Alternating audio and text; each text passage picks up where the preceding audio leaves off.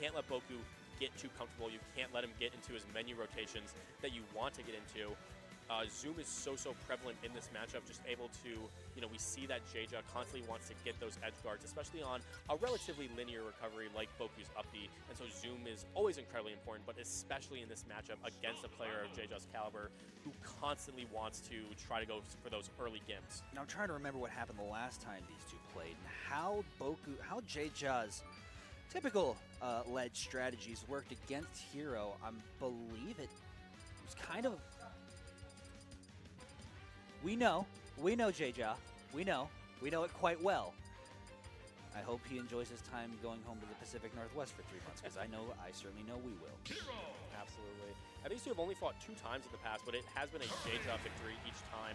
However, all been relatively close. A 2-1 in Jeja's favor and a 3-1 in Jeja's favor. So this is absolutely not free by any means, especially when you just have 2 characters of their caliber. Especially, yeah, and if Jeja's going to start by just eating 35% for free, this, who knows where this could go. Yeah, and we're seeing Boku just try to keep him away, but here it is. There is that very early suck from Kirby trying to get that pressure with the projectile online. And more of what you've mentioned is that, yes, Boku so far is doing a great job of getting these buffs, such as the bounce and your rooms and your psych ups, but is unable to really do much with any of them so far. Yeah, we saw that Boku's just, forced to use the bounce. However, the roll is going to get caught by the Kirby neutral B, which was actually Heroes. And now we're going to see Jeja start to apply some pressure with some combos out of the Hero neutral B. Once again, what I've proven that Kirby with the projectile is a lot more powerful than Kirby normally. Absolutely. As Jeja is showing that, hey, anything you can throw, I can throw bigger. Yeah. Absolutely, and we've seen Jeja already land 3 of those neutral Bs, gain it right back again. And we're seeing Boku gain the Accelerado. However, he needs to find some way in. Neutral B no shot. Not going to take it. Ain't no way. The DI from this puffball, and by that I mean Jeja. Kirby has, what it is. That's incredible. Yeah, something that's a bit unique about this matchup is that typically Boku wouldn't be overly concerned about gaining bounce. You like it for the up B, but just because Jeja is able to find that neutral B, all of a sudden means that you need bounce. And then, just some curious choices here. Good recovery from Boku, but still seems unable to find much of anything with these buffs. But Boku able to take it with the forward air. However, you have to find some way to get your menu back online as you're just at such a percent deficit. Trying to use those flame slashes and Accelerado to keep Jeja out. If anything, I think Boku's going to really struggle with in this matchup is going to be grabbing Jeja. Absolutely, yeah. Pancaking as Kirby is really strong. We see that's something that Jeja is able to consistently abuse very well. Zoom coming out, trying to reset it. And we're seeing Boku start to lay on the pressure more and more. Boku looking to give Kirby a bit of uppies here with that up throw. Yeah, and if you're Jeja, you have to eventually find the kill. It's great that you're doing a lot of percent, but you can't let Boku get too comfy. Otherwise, a Rage Oomph or a Rage Psych Up could just take it. This is the curious part. So, okay, yeah, now this, yeah. There it is. I should have paid attention. As soon as Jeja, he loves run up down tilt, and he's always just looking for that trip, because as soon as he gets the trip, that's exactly what he does. He will put you in a jab block and finish it with that down smash to really punish you. But now, shinier than an invincibility star, Boku is buffed up, but Jeja doesn't care as it's off to the races and he's gonna get the fireball back. Absolutely. Christmas wasn't enough to save Boku there as we see Jeja start to try to take an early stock with the neutral B. What a strong performance from Jeja, game 1. Kirby's meatballs are a lot spicier than Boku's so far. Absolutely. A big thing we saw was that Jeja was able to consistently keep up the pressure. That we see Jeja as typically someone that likes to stay at platform, but in a matchup like this, you're kind of forced to approach. You can't let Boku get too comfy with that menu, but we see Jeja can do it all. You can play aggressive, defensive, force options, and just Boku's going to have to find some way to lay off that pressure from Jeja. Yeah, and now comes into mind the question of how does Boku deny Jeja neutral B or getting the hero's ability, because that was the big difference maker for that game number 1. Absolutely. It might be, you might have to use a bit more Accelerado to try to platform camp Boku. However, I feel like it's inevitable that Jeja is going to be able to get that neutral B. We saw him get it off of a down tilt. We saw him get it off of an up tilt right there. And it's just something that is going to make Boku really, really scared with the Kaboom doing so much damage. I guess that also plays into this game. The big difference maker is that while Kirby only has one spell, Boku has the rest of them. Absolutely. But the up air able to just chase Jeja and doing such a good job at taking those earlier stocks. We saw that Boku was able to live to 180, so if he can possibly replicate that, this could be a precarious game for Jeja. Yeah, Jeja now has to sort of maneuver and fight his way back here. At 100%, though, you see it right there.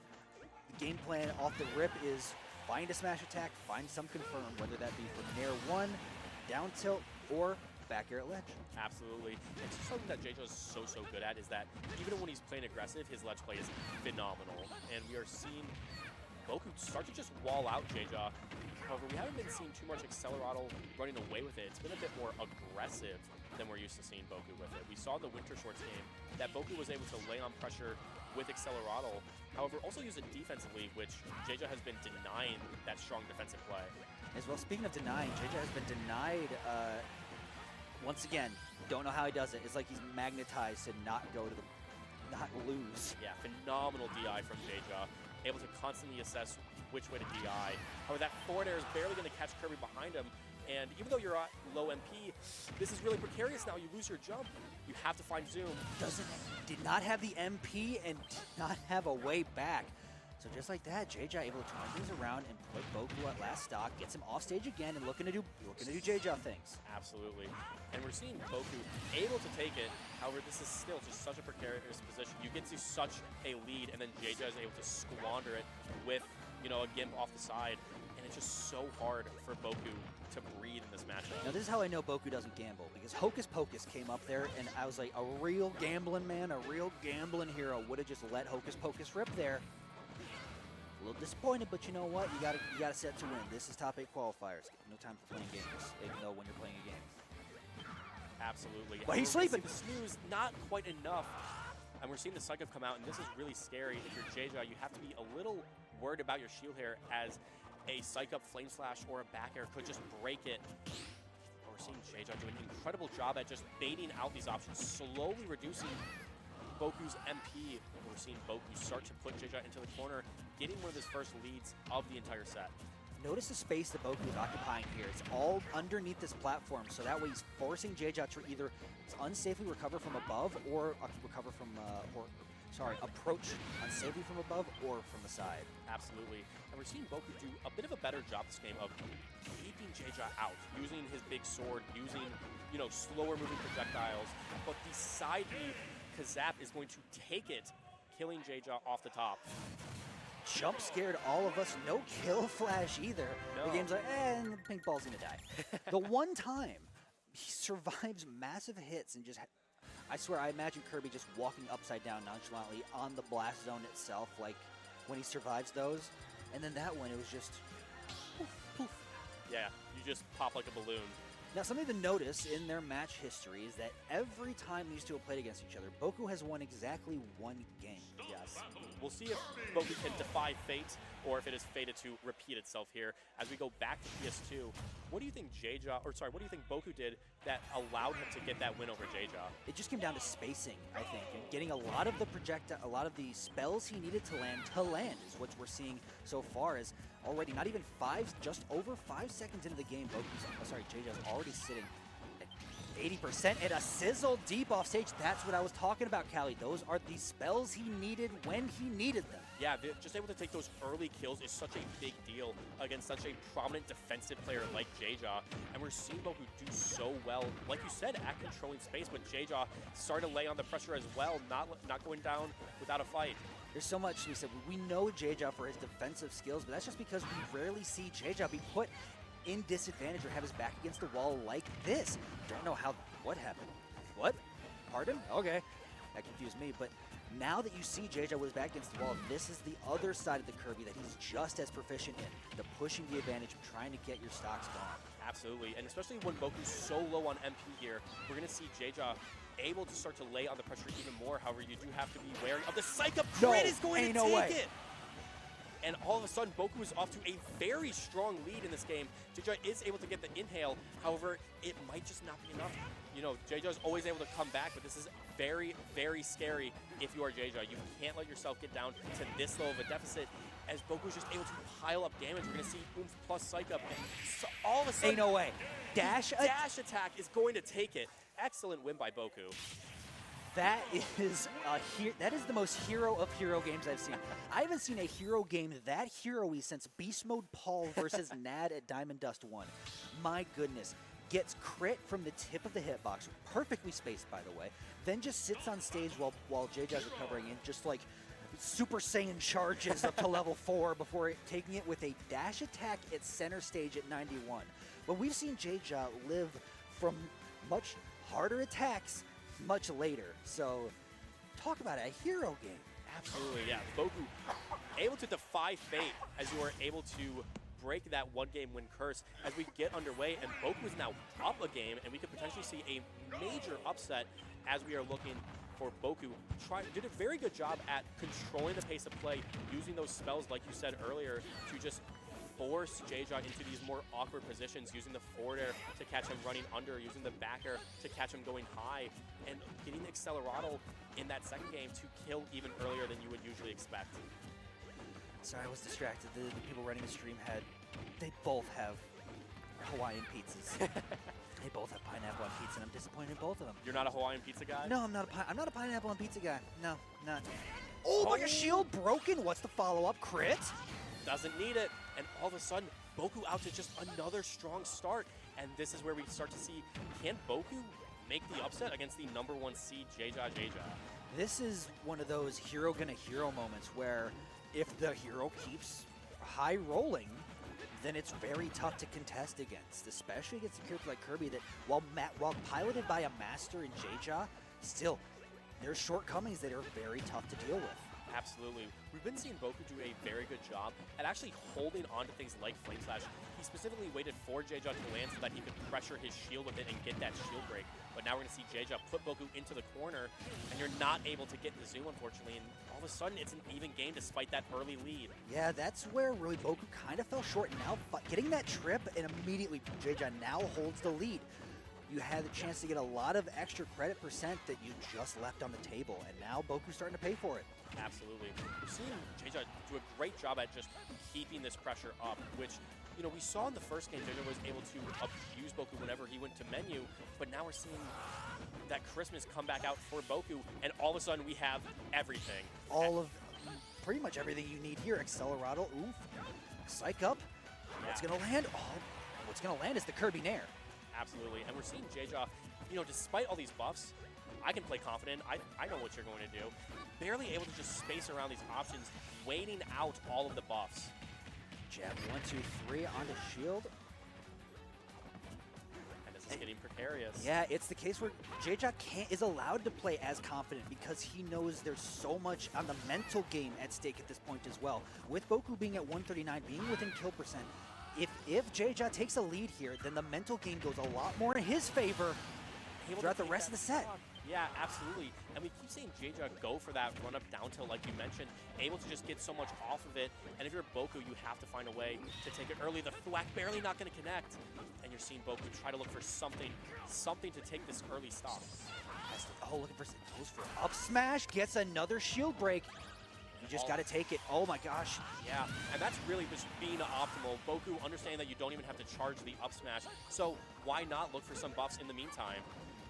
Yeah, get that little extra ahead while your opponent is recovering. But now Kirby has that projectile game that we saw Jeja make a lot of great use with in game one. Yeah, absolutely. We actually haven't seen the inhale coming in as much this game, and that's something that Boku's been able to, you know, he hasn't been forced to use bounce as a result, which has given him so much extra MP. However, Jeja looking to take it with the fireball into the stage. If Boku's going to have a hero moment, he needs another one right here in order to take this set and secure the upset. If this goes to a game 5, I don't know if Boku has it in him. Yeah, and we're seeing Jeja start to land the pressure, and he's barely going to kill with the back air. Jeja also a little confused on how that killed as we enter a game 5, and now we're I think I know. You know? I think I know. I think it was one of those cases where Boku tried to air dodge too close to the blast zone. It just kind of did that weird thing where it sucks you in sometimes. Yeah. that shifting is going to cost Boku as we run it back to PS2 for the 5th game, and we see another Game 5 set in Top Cut, and this is going to be an incredible one to watch. We're seeing Jejajeja do really, really well at abusing that burst range, which even though it's limited as Kirby, you're able to play just outside of heroes and doing an excellent job of getting those inhales, getting those projectiles, forcing Boku to spend some MP that he wouldn't want to otherwise on needless bounces. Absolutely. Absolutely. Well put, Kelly. Bang! Yeah, we're seeing a bit of a slower game to start, actually. Slower in comparison to what we've been used to from these two. And at this point, it is Game 5, so it's to be expected. And Jeja showing why he's #1 seed, as those games 2 and 3 just have not phased Jeja at all. At 107, Boku's fighting for his life here. Yeah, a commanding start here from Jeja, able to just apply so much pressure as that shield starts to look really, really small. And if you're Boku, you have to start to bring it back somehow. That forward air barely not going to kill, and Jeja has to, sorry, and Boku has to find some way back into this game. Yeah, unable to create any space to really get, oh, but kaboom, oh, sorry. All good. Unable to create enough space to get this the buffs that he's looking for. And now at 137, you just kind of got to swing. Yeah, Boku getting really low on MP, and so you might have to brawl with Kirby, something that you're always going to run a risk to just because Kirby has such great buttons up close. Now that is Zoom #2. If I remember right, they only get 3 throughout the course of a stock. Or it's only really given to them 3 times. We're going to see Jeja with the grab, and that's going to be it. And Jeja off to a strong start here. However, you can never be comfortable playing a hero of Boku's caliber. Exactly. When you've had your shield popped as many times as Jeja has this set, you always have to be on your toes whenever the hero's glowing red. Absolutely, but we're going to see Jeja just start to rack up the damage in incredibly fast 67%. And Jeja looking to take it early with the inhale, but Boku able to maneuver around it. That was a great spacing job from Boku in order to recover wide and around the wind box of Kirby. Absolutely, and we are going to be seeing Jeja start to lay on the pressure, but Boku able to connect with the forward tilt, and we're seeing Boku, you have to kill soon. Accelerado up there, barely not able to take it, and it's getting precarious. Oh, and you see the shield starting to get smaller, but you mentioned earlier the pancaking. It's starting to rear its head in this Game 5. Is 82% onto Boku. Jeja with a fresh stock and 2 apiece. It's getting down the wire, Callie. Absolutely, it's getting really, really precarious, and you start to see Boku start to mount the comeback. Take that stock, and now you're starting to get buffs, but if you're Jeja, you know, you still got to feel pretty good about your position as Boku starts to get his MP back.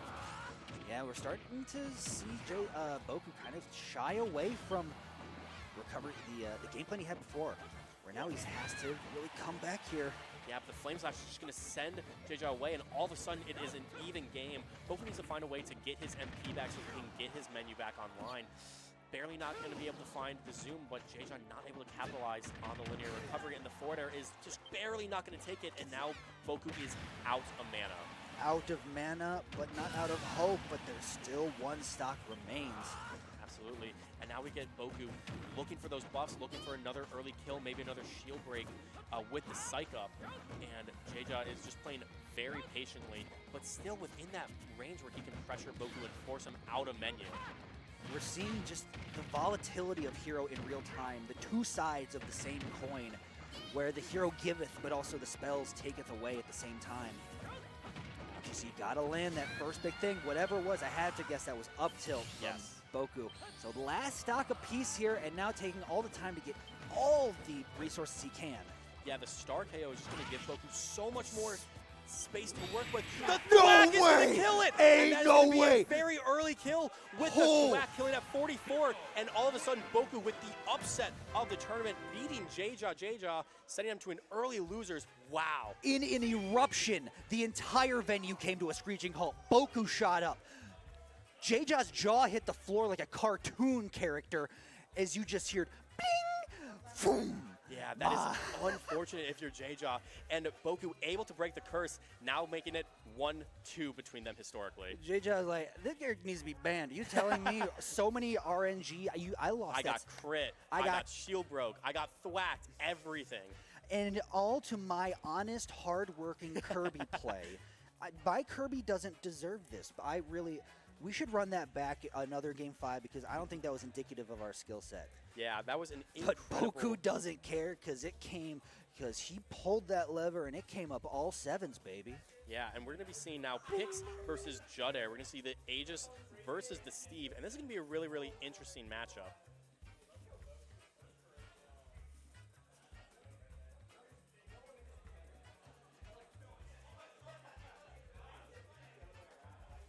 Oh, sorry. All good. Phone time, phone time.